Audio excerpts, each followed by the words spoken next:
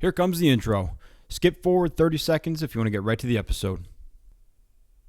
This is the Tailboard Talk podcast, the best health, wellness, and lifestyle resource for the fire service. We're using stories, lessons, and tips from the front lines to give a realistic view of what the job can do to us and how we can make it out alive. I'm Chris Morella, a firefighter since 03, medic since 05, full-time since 08, and promoted to lieutenant in 20. I'm also a personal trainer and strength coach, and I'm here to give you the best information and host the best discussions to make us capable and durable, both on the job and away from it. So grab a heater, steal some fancy creamer from First Shift, and let's go chat. See if that works too. We'll see if that works. We'll see if all these things come together in the end. What's up, guys? Chris here from First Shift Fitness and the Tailboard Talks Firefighter podcast. Thanks for coming back. Background's a little bit different. We're in a studio. We're in a podcast studio. Something had to happen eventually. I've been going around and around in my brain about, do I want to build a shed, go to a studio?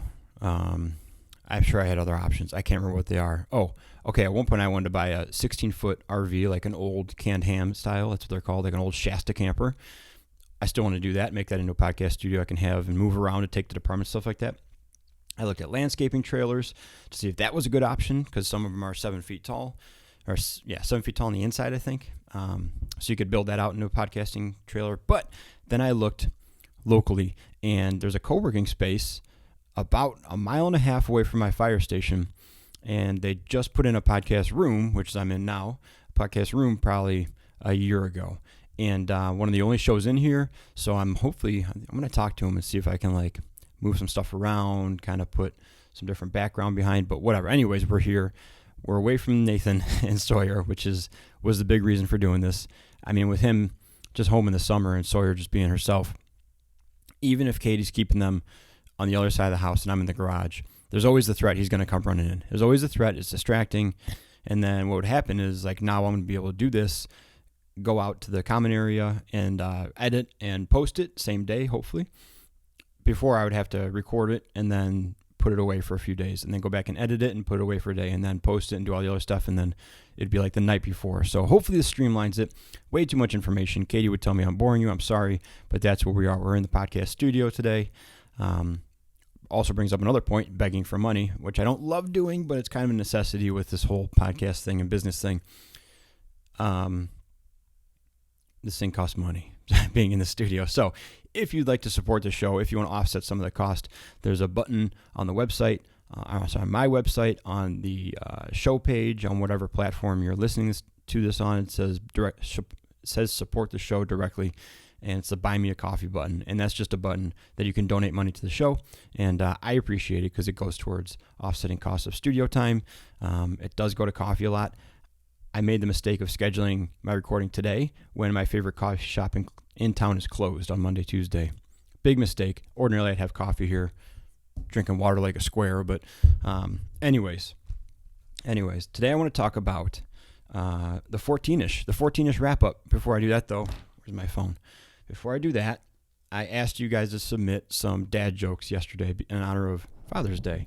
And, so a couple episodes ago, I can't remember which one it was, I was like, man, I want to grow the show.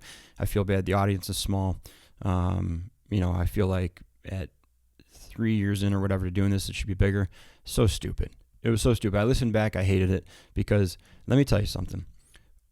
Here's where the rubber meets the road, is when I ask for dad jokes and you guys deliver, okay? That is where the community shines through. That's where the value of the small community comes through to me, because you guys delivered. I should have taken a screenshot of all of them so I can compile them, but here's what I have.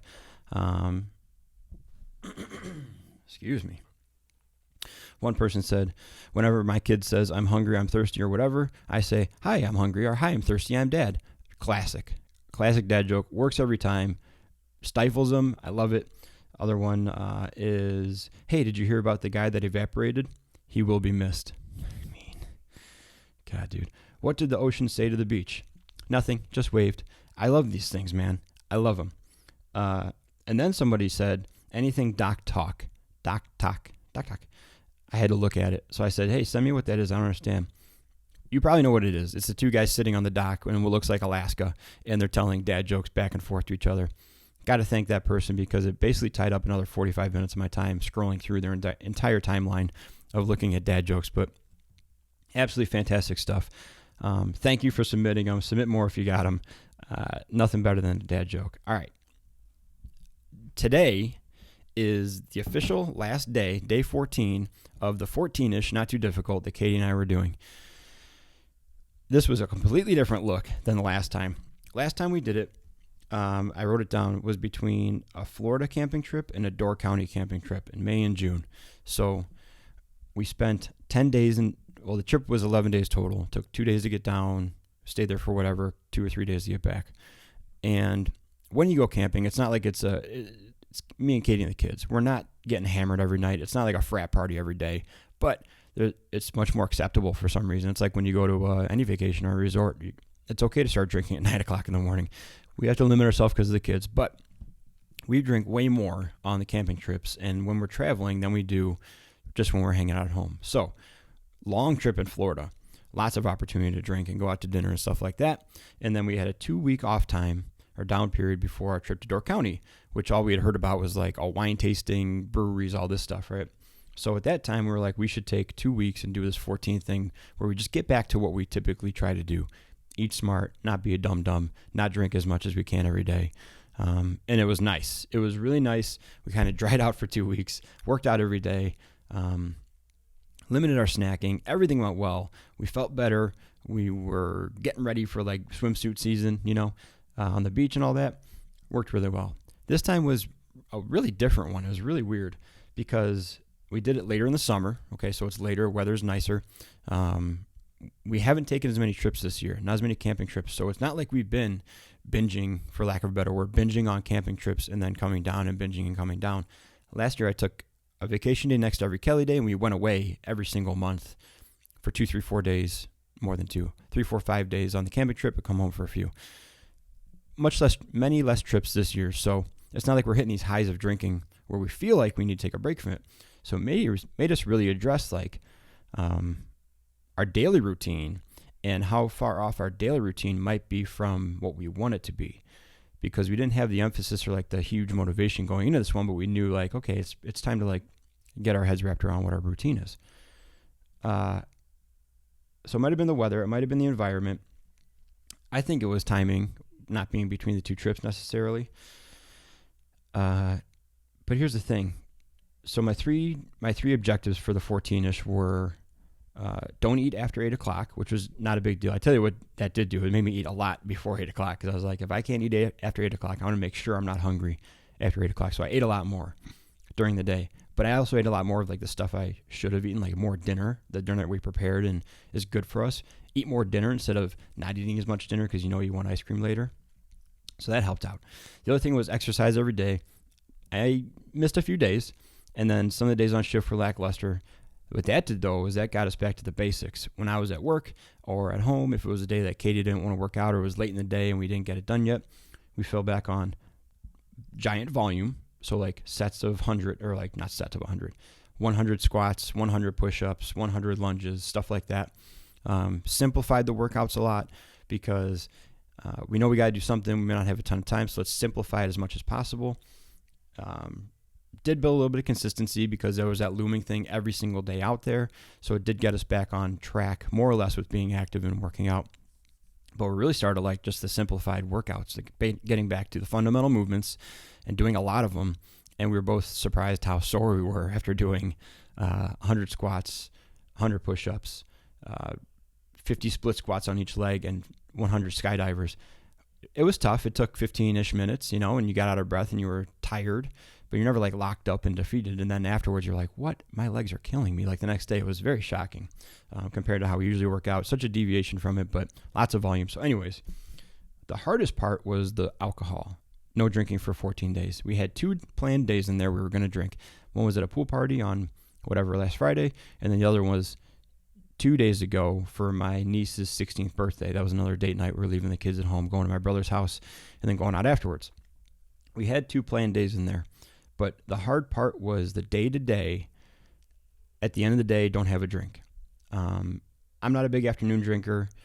Alcohol to me is like switch that flips. Like as soon as I have a beer, no matter what time of the day, that day is productivity's done. Productivity's done.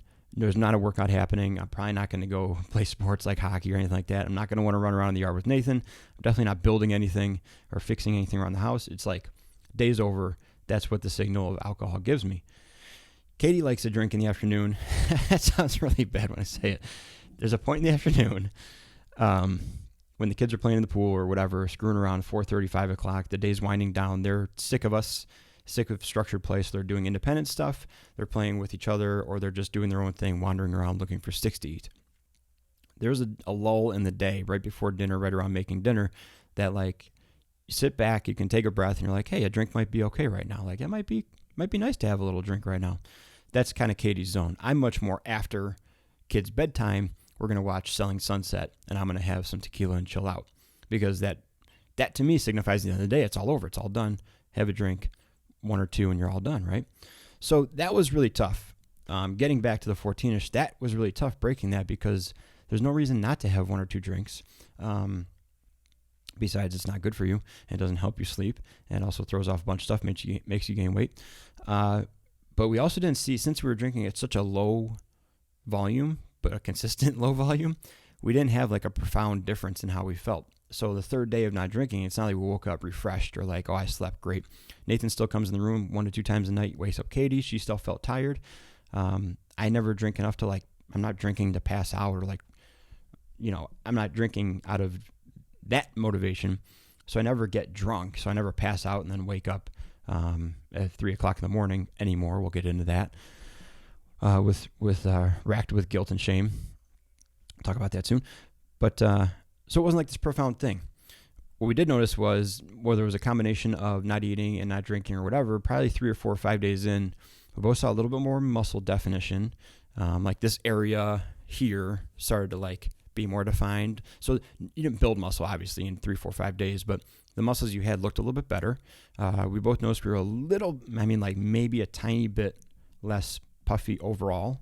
Like my face is very sensitive to salt and also whatever. And I'll wake up in the morning looking like a 1950s baseball mitt, dude. It is brutal.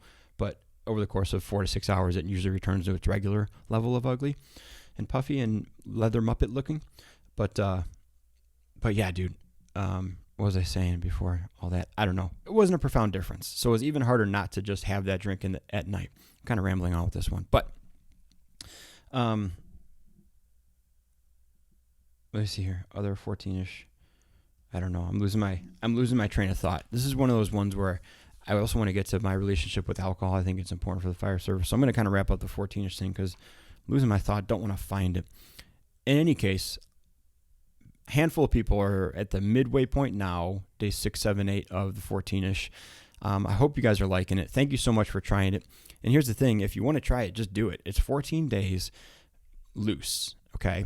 Very casual. You pick out 2 or 3 things that you're already doing, kinda, and just do them better for the next 14 days. Nothing earth-shattering. We're not doing the whole 30. We're not doing 75. Pretend to be hard. We're just doing, for 14 days, pay attention. It's short enough to keep your attention and to actually stick to, long enough where after 2 weeks you might see some appreciable changes or feel some differences. So maybe you want to continue it for the rest of the month, and then maybe 2 months, and then maybe stop. But yeah, give it a shot. 14 days, not too difficult. I'll put the graphic up again on my Instagram, my social media. And yeah, if you guys want to join up, I'm going to keep reposting people who tag me in it as they're going through it. We got some really cool goals out there. Some people have no sweets, no ice cream. They have reps of stuff, 100 push-ups, 100 squats per day. One guy has 130 grams of protein total, or at least. That's an awesome goal. That's a fantastic goal, and we should definitely talk about that. Protein requirements and also considerations in the future. So really good stuff. Really good stuff. I love you guys for doing it. Thank you. That's another point where the small community is coming through, is that I know exactly who is doing it. I know you all by name and by face, and I love it. So thank you so much. Okay, let's get on to alcohol. Let's get back to alcohol, okay? Because it's something that, as I said, as we were going through it, made me really question, like, as we were starting to watch Selling Sunset or episode 3 of the Vanderpump Reunion, I was like, yeah, I want to have a drink right now. And then I didn't have it, and then I was like, why do I want that drink so bad? It should just be another fluid that I do or don't drink throughout the day. It should be like liquid IV, where it's like, oh, it's nice to have in like an extreme circumstance or whatever. Different but same. But I don't need it. Like I can just drink water, right? Or any of the mildly flavored seltzer waters that are out there now. Like you can have it and it's good and it's fine as an addition to water, but if you don't have it, you're fine with just water. But alcohol, it's like, I want a drink. Now I shouldn't have one. Well, why? Like I want one. It has a little more volition behind it, like a little more compelling nature behind to go get a drink. And I don't love that because I don't love making things into my personality.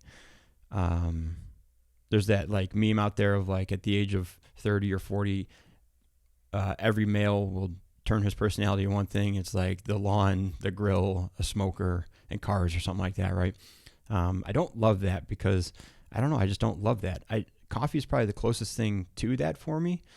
I have a thing called Buy Me a Coffee button, and I frequently talk about it. But if I was done drinking coffee or I couldn't drink coffee anymore, I wouldn't feel like less of a person. And so I don't like tying my personality to these extra things. So when I had that much of a stumbling block of like, I don't drink any tequila tonight, and I was like, but I want to, and I put up such a mental fight against it, I didn't love that. And so it made me think like, well, what is my relationship with alcohol now? And this isn't going to be like a in-depth thing. I'm going to go through what it was, which I think what a lot of our relationships with alcohol used to be, maybe, or still are, depending on who you are. In my 20s, playing hockey as a young firefighter, a young part-time guy, then young full-time guy, alcohol is like the linchpin. It really does keep it all together.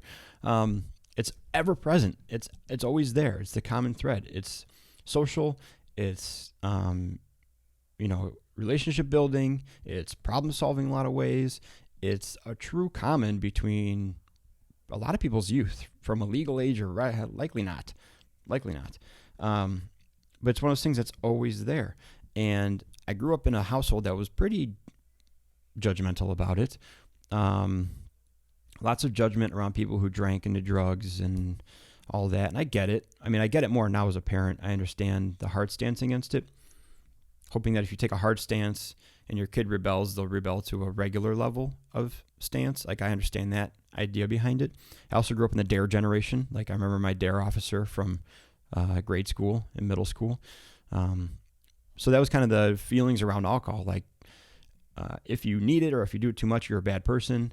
There's shame and guilt to be associated with it. And I tell you what, that's how I felt. And growing up, attending Catholic things, the guilt is real. So when I was in my 20s and I was drinking and doing my thing, man, I would always hit it hard, party.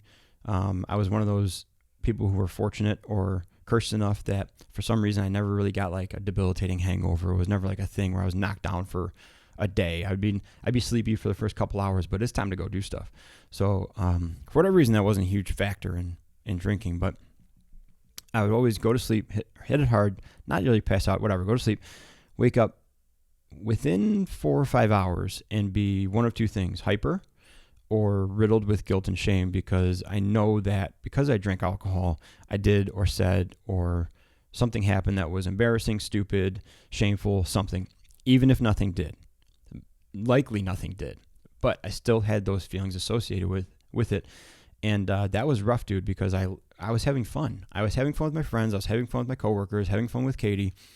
We would go out, drink, do our thing. Nothing bad would happen. No confrontations, no embarrassing things. No matter what, though, I'd wake up with this just terrible, terrible like feeling of shame and remorse because I drank. And then I got to the point where I was like, well, I'll drink a little bit then. Same feelings. Same up 3, 4, 5 in the morning. Can't go to sleep, super hyper or super anxiety riddled. So I was like, well, if I drink 2 beers and that happens, or 10 beers and that happens, why not just drink 10 beers and have fun? You're going to feel guilty and like a terrible person anyways. Go for it. So I did that. But then I got to the point, this is kind of the natural progression I think a lot of us fall into. I got to the point where I'm with Katie for a long time, still longer time. Just kidding. Love you. With Katie for a long time at the time.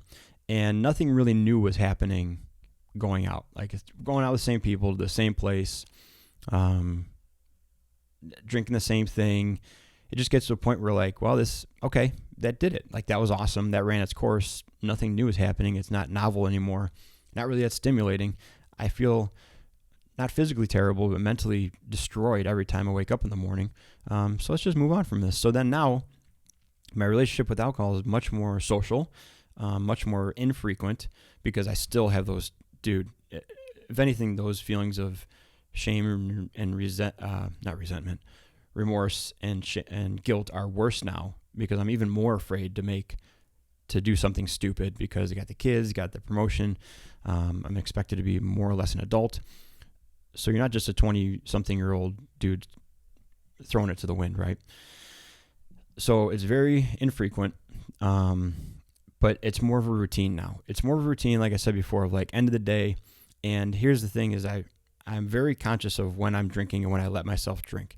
If I have the feeling of like, man, I'm really stressed out right now, I could really use a drink, immediately the other part of my brain says, well, now you don't get one, because that's not why you should drink. That's something to be ashamed of and regretful of. So now you don't get a drink.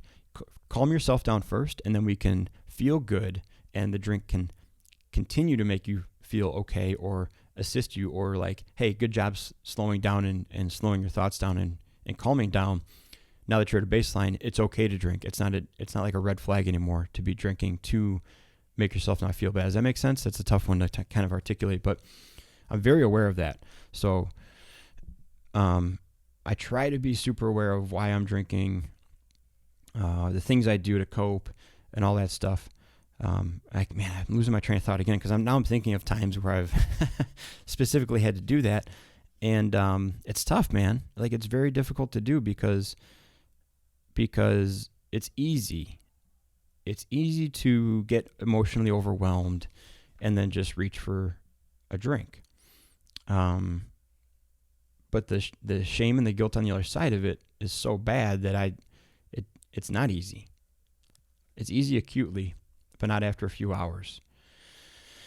I don't know. So I got to get back to my notes. I brought my book for a reason. And if you see the title on it, it's called Jittery Scribblings of an Over-Caffeinated Introvert. It's true too. Same with drinking coffee. Same with whatever I'm doing.